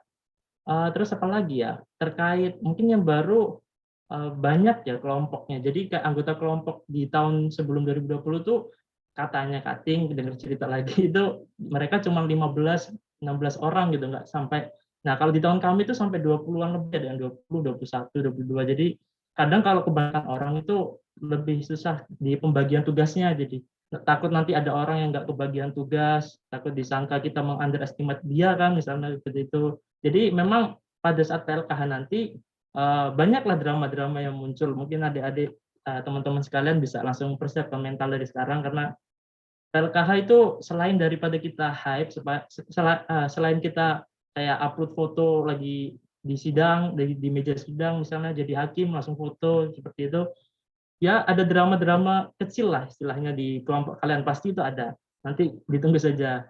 Tetapi memang terkait terkait nilai, terkait output itu insya Allah kalau tidak nganeh, tidak mengikuti peraturan daripada lab, daripada Pak Agus, insya Allah aman. Cuman ya Pak Agus seperti yang dibilang Kak Reza tadi, dia sangat menyukai jump scare gitu. Jadi tahu-tahu pengumuman ini, tahu-tahu suruh ini. Jadi kita harus menyiapkan mental daripada jump scare dan daripada drama itu ya. Mungkin itu sekian dari Kakak. Saya kembali ke moderator. Terima kasih Kak Prendi atas penjelasannya. Masuk ke pertanyaan berikutnya. Apakah sulit Kak untuk mendapatkan nilai bagus pada PLKH? Untuk menjawab pertanyaan ini kita balik lagi ke Kak Mila ya. Untuk Kak Mila disilakan. Oke, terima kasih. Untuk mendapatkan nilai A, kita spesifik aja langsung ya. Untuk mendapatkan nilai A di PLKH, itu sebenarnya nggak susah sih. Yang penting kalian ikutin aja, kayak kata Kak Friendly dan kakak lainnya tadi, ikutin aja alurnya. Walaupun Pak Agus itu, seperti yang kalian ketahui, agak suka jump scare dan kemudian unpredictable, tapi kalian ikutin aja alurnya, sabar-sabarin aja. Itu cuma beberapa bulan kok pasti berlalu. Terus kayak dalam nge-zoom itu, kalau misalkan kalian nanti masih nge-zoom nih, kan ada kakak-kakak dari dari lab-nya gitu yang akan ngebantu kita juga, ngasih tahu untuk absen, on cam dan segala macam. Itu kalian ikutin aja sih. Terus juga kayak aturan-aturan lain yang mungkin juga ada di form pendaftaran tadi terkait misalnya rambut nih, yang cowok rambutnya harus pendek segini. Terus juga atribut harus pakai dasi, baju putih, celana bahan atau rok bahan, kemudian pakai pantofel segala macam. Yang cewek rambutnya nggak boleh diwarnain, kayak gitu, itu diikutin aja semuanya. Dan benar kata Bang Friendly tadi, selama kalian nggak nganeh, selama kalian nggak ngadi-ngadi, pasti nilai kalian tuh A. Tapi kalau misalkan kalian udah ngadi-ngadi, itu mungkin kalian harus agak hati-hati, karena perlu diingat lagi kan, PLKH ini 14 SKS. Jadi kalau misalkan kalian dapat B aja nih, amit-amit ya, itu turunnya banyak banget di PK. Udah kayak terjun bebas. Jadi penting banget untuk memastikan kalian bisa dapat A di PLKH. Dan kalau dari pengalaman dari tahun kami dan sepengetahuan kakak juga, ada sih satu mahasiswa yang aku tahu yang dapat B.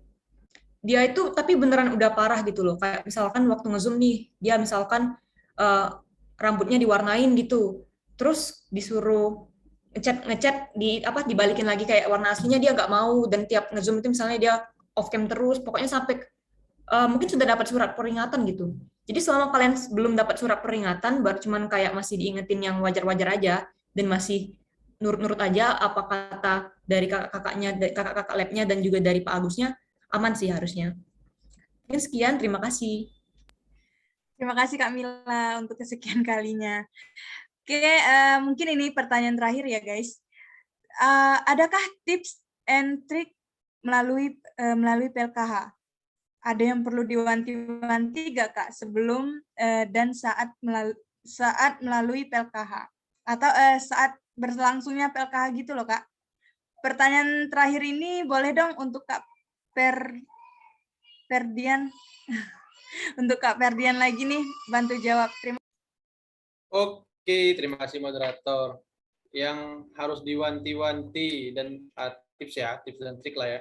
Jadi mungkin kurang lebih tipsnya itu ada pada keseriusan kalian dalam menjalani PLKH ke depannya, karena PLKH ini cukup menguras waktu, energi, tenaga, pikiran, dan lain-lain sebagainya. Jadi memang ada keseriusan tersendiri dari kita. Memang kita harus siap secara mental, fisik, dan lain-lain sebagainya, karena memang di PLKH ini ya itu tadi kita bakal dituntut untuk serius. Selain itu juga kita harus bisa bisa bekerja solid dalam tim, karena nanti kalian akan menemukan tim, kalian akan membentuk sebuah kelompok yang dimana nanti akan ada perpaduan antara anak Bukit dan anak Layo yang notabene-nya bakal beda beda suhu, mungkin beda circle, atau nanti kalian bakal beda pemahaman atau pendapat yang nantinya ini akan menimbulkan drama-drama lah di dalam kelompok kalian. Nanti akan kalian rasakan betapa nikmatnya PLKH, betapa asiknya momen-momen PLKH itu, karena nanti ya ini menjadi momen yang memang benar-benar bakal manis buat kita kenang nantinya kan. Jadi lebih ke arah keseriusan kalian pribadi, baik dalam memahami materi, baik ketika kalian dalam kelompok, baik dalam profesionalitas kalian ketika mendapatkan tugas-tugas dari kelompok ataupun selama PLKH, juga kedisiplinan kalian, tepat waktu, pakai baju yang rapi, meskipun nanti di Zoom tetap pakai celana hitam, karena nanti tiba-tiba kalian disuruh berdiri sama Kak Agus, berdiri ayo, nggak pakai celana yang hitam, wah dikik kalian nanti, apalagi telat 5 menit, Zoom udah dikunci, dan lain-lain sebagainya, itu bakal jadi momen-momen yang lucu sekaligus ya ini melatih kedisiplinan kita sebagai anak Fakultas Hukum ya di masa PLKH ini. Selain itu juga nanti ketika dalam tim ya kita harus benar-benar profesional, harus menurunkan ego dalam diri kita, membaur sama teman-teman yang lain, mengakrabkan diri mungkin sama yang beda circle atau yang belum pernah bertemu sebelumnya, sama-sama membangun solidaritas dalam tim biar nanti timnya bisa jadi tim yang baik, tim yang bagus, bisa semangat terus ketika kalian menggarap beberapa tugas-tugas kelompok, khususnya nanti ketika kalian buat draft-draft misalnya kayak yang persidangan itu kan, ada namanya dakwaan, tuntutan, dan lain-lain sebagainya, itu bakal banyak sekali kan yang bakal kalian kerjakan. Nah itu nanti butuh keseriusan, butuh solidaritas dari tim, dan butuh kedisiplinan. Mungkin lebih ke arah semangat sih bagi abang buat kawan-kawan sekalian nantinya akan melalui masa PLKH ini. Memang berat, tapi ini jadi kenangan manis buat kita semua, dan ini bakal sulit untuk dilewati lagi karena ya nggak bakal mungkin kita lakukan kembali kan. Jadi cukup nanti kalian kenang saja nanti. Itu sih mungkin dari abang. Terima kasih. Terima kasih Kak Ferdian sudah menjelaskan sedetail mungkin. Oke, itu saja deretan pertanyaan-pertanyaan dan juga sudah dijelaskan para pemateri kece-kece. Selanjutnya Widya akan bakal buka sesi tanya jawab lagi nih seputar PK dan PLKH. Teman-teman khususnya kakak-kakak angkatan 2019 boleh nih raise hand atau on mic untuk mengajukan pertanyaan.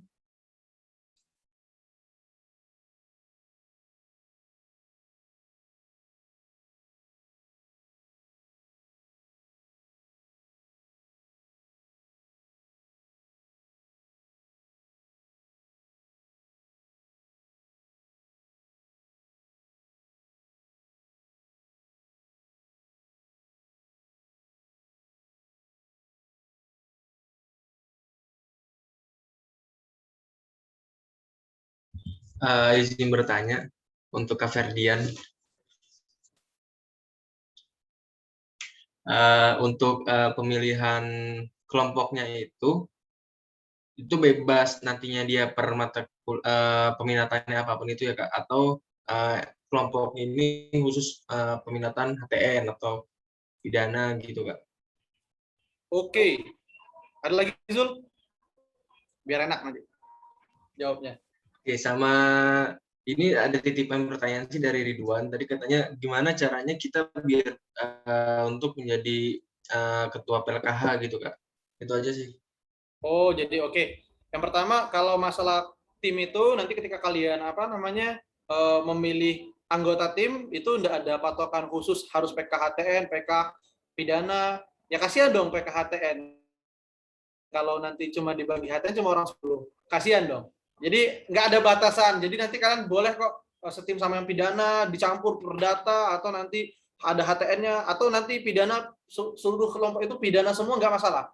Cuma nanti mungkin beratnya kalau misalnya murni dalam kelompok kalian itu cuma misalnya pidana-pidana aja. Nanti mungkin yang memahami di hukum acara perdata kan yang belajar di PK perdata kan lebih memahami biasanya, atau mungkin yang di PK HTN lebih memahami di hukum acara MK-nya nanti kan. Jadi kesulitannya nanti kalian ketika mau persidangan di hukum acara yang khusus di bidang yang lain mungkin agak sulit di situ. Tapi nggak ada batasan kok, mau pidana semua atau mau dicampur atau mau ini, asal nggak ngajak mahasiswa fakultas lain aja. Kalau ngajak mahasiswa fakultas lain baru nanti bermasalah. Jadi khusus buat ini aja, anak-anak yang ngambil PLKH nanti bebas kok, kelompoknya nggak ada ditentukan yang spesifik. Nah, jadi untuk jadi ketua PLKH, kalau di angkatan kakak sih, ketua PLKH kita ada ketua PLKH nggak ya, guys? Ada nggak? Ada ya? Ada ketua PLKH ya? Tidak ada. Ketua tim sih. Nggak ada, paling ketua tim sih. Nggak ada. Kalau ketua PLKH nggak ada, tapi ada ketua tim. Jadi nanti masing-masing tim itu bakal punya ketuanya masing-masing buat ngekoordinir. Kalau ketua PLKH ini mungkin nanti yang memang benar-benar deket sama Pak Agus, atau biasanya yang lebih enak untuk mengkoordinirnya kan, karena misalnya dia dekat sama Pak Agus atau dia punya hubungan dengan Pak Agus di lab. Jadi karena dia lebih mudah dikoordinir sama Pak Agus, jadi mungkin dialah nanti yang jadi kaki tangannya Pak Agus atau penyampai daripada info-informasi dari Pak Agus. Tapi selebihnya nanti bakal dikoordinir langsung sama pihak lab. Ada Mas Agus di situ dan Bapak Agus juga. Mas Agus dan Bapak Agus nanti yang bakal mengkoordinir. Double Agus. Nanti kalian bakal bertemu double Agus. Nah, jadi mungkin kurang lebih seperti itu sih. Nggak ada ketua PLKH, nggak ada sih di angkatan kakak. Ketua tim ada. Kalau untuk masuk tim itu bebas. Nggak terpatok di ATN, di HAN, atau di pidana atau perdata. Bebas. Campur boleh. Spesial boleh. Bebas. Oke, itu Zul ya. Oke Kak, satu lagi Kak. Untuk kelompok ini kita bebas milih atau emang udah dipilih dari Lord Agus sendiri Kak? Kalau kelompok pertamanya kita bebas milih. Tapi mungkin nanti ada yang tersisih-sisihkan yang belum dapat kelompok kan, biasanya ada tuh yang belum dapat kelompok. Sisa-sisa berapa orang yang belum dapat kelompok nanti Bapak Agus yang bakal memasukkan beliau yang tersisihkan itu ke dalam kelompok-kelompok yang masih kosong gitu kan. Nanti kurang lebih seperti itu. Mungkin nanti ada yang belum dapat kelompok, masih bingung cari kelompok, atau masih melalang buana, masih terdampar di kiri kanan, belum menemukan kelompoknya atau timnya. Jadi nanti Pak Agus yang bakal ini. Selebihnya nanti kita yang bebas menentukan kelompok kita siapa-siapa, nanti kita konfirmasikan. Kalau sudah cukup 20 orang, langsung ajukan ke Kak Agus, nanti dibuatkan, kalian buat grup, nanti dikoordinasikan di sana. Mungkin kurang lebih seperti itu, Zul. Tapi tidak tahu mekanisme untuk tahun depan, tidak tahu. Biasanya kan ada perubahan-perubahan ya, tapi tidak tahu, semoga saja mungkin nanti kalian bisa bebas pilihnya biar lebih enak kan. Atau nanti kalaupun dipilihkan ya itu konsekuensi kita biar bisa ngebangun suasana dalam tim yang mungkin belum pernah kita ketemu sebelumnya, karena kan kita seangkatan banyak tuh. Tapi itulah tantangannya masing-masing. Kurang lebih seperti itu sih kalau di angkatan kakak. Oke, makasih banyak Kak.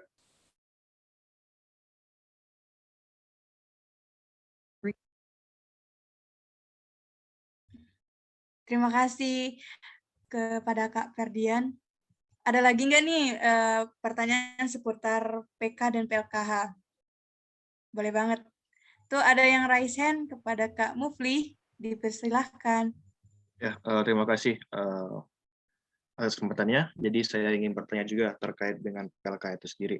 Nah, terkait dengan PLK sendiri ini terkait dengan pemberkasannya itu mekanisme bagaimana, dan kita itu selaku PLKH itu mengacu referensi kemana. Dan juga yang saya bingungkan juga terkait dengan PLKH ini sendiri kan itu kan nanti ada beberapa hukum acara. Dan juga mungkin dari kasus posisi itu mekanisme seperti apa? Apakah kita yang menentukan? Apakah ini menjadi suatu kewenangan dari tutor dari PLKH untuk menentukan hal itu. Nah, dan juga yang saya bingungkan juga terkait dengan di PLKH ini apakah ada terkait dengan praktik acara pada penyelesaian non litigasi. Mungkin dari saya cukup sampai sekian dulu. Terima kasih kesempatannya.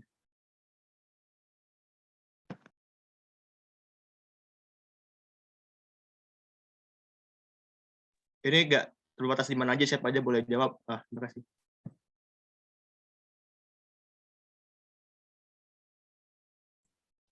Oke, kakak aja yang jawab ya.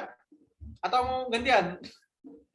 Lama nunggunya. Oke, mungkin perihal kasus posisi tadi, pemberkasan dan seluruhnya tadi, mungkin gini deh. Jadi nanti kasus posisi itu kalian menentukan bebas, tapi acuannya nanti biasanya nanti dari lab itu bakal memberikan kalian modul berkas dari tahun-tahun sebelumnya sebagai referensi kalian. Tapi tetap saran kakak sih tetap kalian lihat-lihat referensi di luar, cari sumber-sumber di luar juga biar lebih rapi nanti ketika pemberkasannya, karena kan dari tahun-tahun sebelumnya kan itu biasanya pemberkasannya masih belum maksimal ya, karena dalam proses belajar juga kan biasanya itu jadi patokan kita untuk referensi, tapi ya mungkin juga kita boleh cari referensi di luar kan biar lebih maksimal ketika nanti kalian pemberkasannya. Dan nanti pembagian itu teknisnya itu diserahkan kepada kelompok, mau gimana kalian pemberkasannya itu diserahkan kepada kelompok, mau dibagi seperti apa, mau dikerjakan seperti apa, itu terserah kepada kalian. Tapi tetap tadi nanti acuannya dari berkas yang tahun lalu, dan nanti kalian yang menentukan kasus posisinya.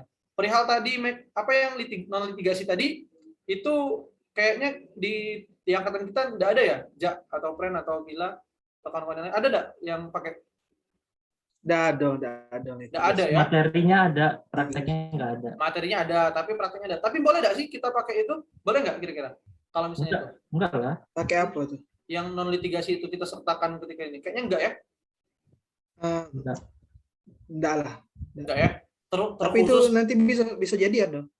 Bisa jadi. Karena nggak tahu kan perubahan dari pola pemikirannya Bapak Agus. Kitabnya 4 sidang. Ya.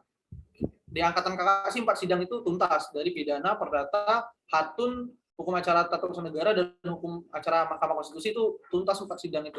Tapi mungkin kemungkinan ya kecil sih. Tapi di materi nanti kalian bakal dapat kok materi tentang penyelesaian sengketa non litigasi dan segala macam itu nanti bakal kalian pelajari semua. Nah, tapi yang lebih khusus di praktek nanti bakal ya melalui tahap litigasi di persidangan langsung kan. Jadi nanti kalian bakal praktekin itu. Perihal teknis pembagian berkas, tugas dan lain-lain itu diserahkan kepada kelompok masing-masing. Mau kasus posisi seperti apa, nanti kalian yang ini. Tapi nanti kalian bakal diberikan tema. Temanya misalnya apa? Kalau di angkatan kemarin temanya seputar COVID itulah, nanti dijabarkan lagi misalnya pidana berkaitan dengan COVID, perdata berkaitan dengan COVID, dan lain sebagainya berkaitan dengan COVID. Jadi nanti patokannya di Undang-Undang Kekarantinaan Kesehatan ya, kalau nggak salah ya. Kurang lebih di situlah nanti dapat tema lah kalian dari Pak Agus. Entah temanya apa nanti, ya itulah yang bakal jadi dasar kalian. Kurang lebih gitu deh. Jadi ya asik lah, pokoknya semangat terus lah buat PLKH ini. Semoga ya kalian bisa melaluinya, kita semua bisa melaluinya sampai nanti pasca kampus mengemban sarjana hukum ya. Amin. Thank you, moderator. Terima kasih Kak Ferdian. Boleh nih kakak-kakak satu kesempatan lagi nih untuk bertanya. Tuh ada yang raise lagi. Kepada Kak Sain Hanif dipersilahkan.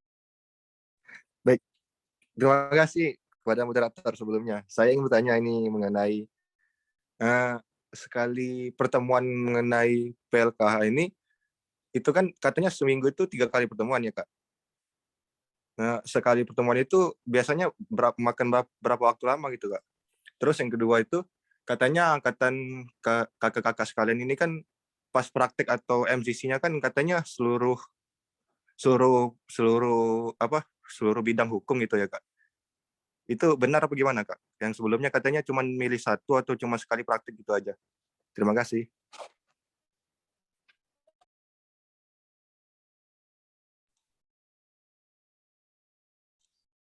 Apa tuh pertanyaan tadi? Boleh diulang? Ya, jadi saya bertanya Kak, yang pertama tadi kan setahu saya kan PLKH ini kan seminggu itu 3 kali pertemuan ya Kak. Ya. Nah, sekali pertemuan itu biasanya sehari itu berapa lama gitu Kak? Oh, terus apalagi tadi?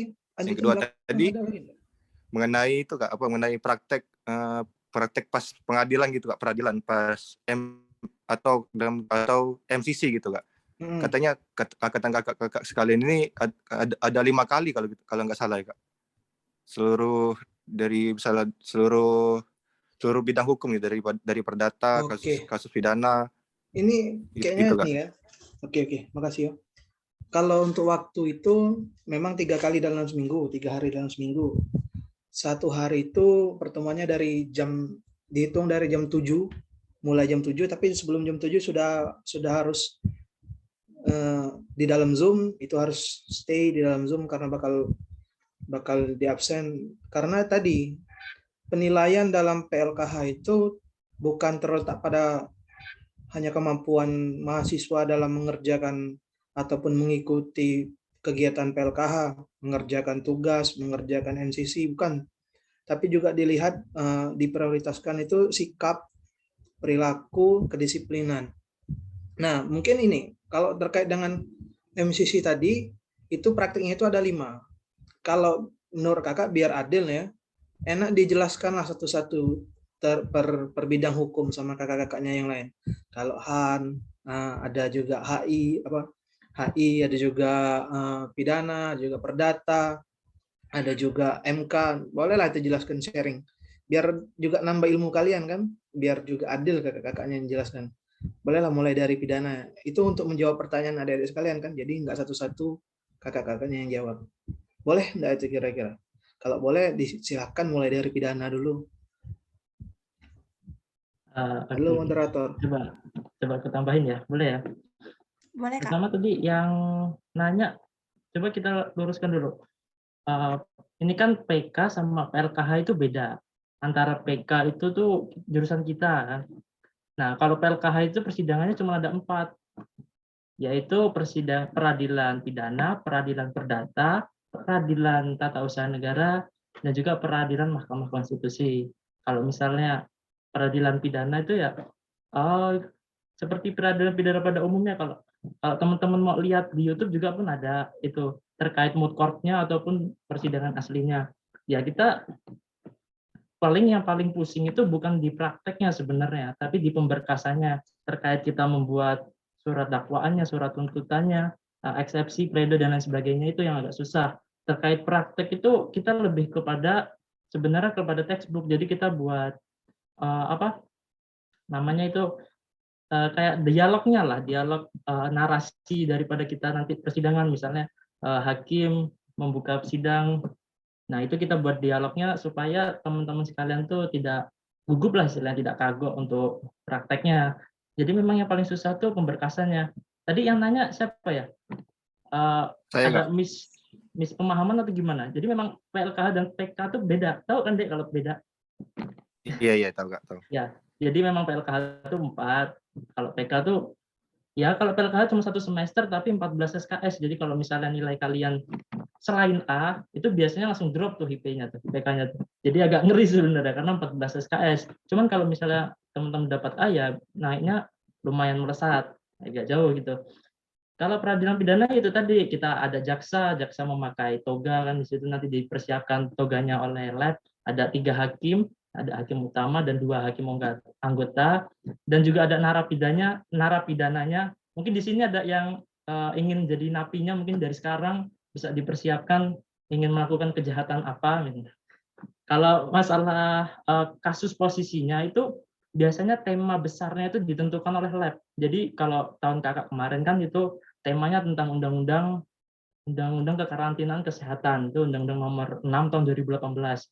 Jadi kasus terkait itu peradilan pidana, peradilan perdata, peradilan tun, dan peradilan Mahkamah Konstitusi, kita harus membawa undang-undang kekarantinaan kesehatan dalam kasus posisi kita. Itu tema besar yang ditentukan oleh lab. Terkait nanti kasusnya, apakah itu kasus COVID, apakah itu misalnya suntik vaksin kosong, apakah itu misalnya pemalsuan surat vaksin misalnya seperti itu terserah daripada tim. Jadi tema besar itu yang menentukan lab. entah itu temanya sama ataupun beda pada tahun kalian, tapi kemungkinan besar pasti beda karena lah Pak Agus itu masih no counter, jadi lebih baik teman-teman sekalian tuh nurut aja lah sama Pak Agus. Masih belum ada sampai sekarang ditemukan counternya, itu belum ada. Jadi lebih baik nurut daripada nanti takutnya nilai kalian itu selain daripada A, jadi IPK-nya bisa anjlok, ngerinya di situ. Nah, terkait apa lagi ya, peradilan pidana Kak. Mungkin sudah itu aja ya. Dan juga nanti pada saat kita praktek peradilannya, praktek MCC-nya itu diawasi langsung oleh praktisinya. Biasanya yang ngawasi itu ada advokat biasanya, atau hakimnya biasanya, atau jaksanya. Nah, ataupun dari dosen pun biasanya ada juga, entah itu Bu Neisa biasanya kan, kalau dari akademisi dari dosen Eva Wensrinya. Mungkin itu sih kalau mau penjelasan dari peradilan. Lanjut ke peradilan apa? MK ATN.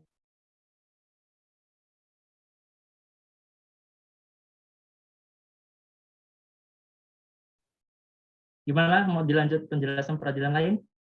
Kak Ferdian mau dijelasin? Gak apa. Gak usah. Seadanya aja. Ini Kak Ferdian. Terima kasih sebelumnya, Kak. Oh, mau lagi ada yang ditanyakan? Nggak apa-apa, Dek. Kalau mau ada lagi, kalau yang belum jelas. Ada yang belum jelas.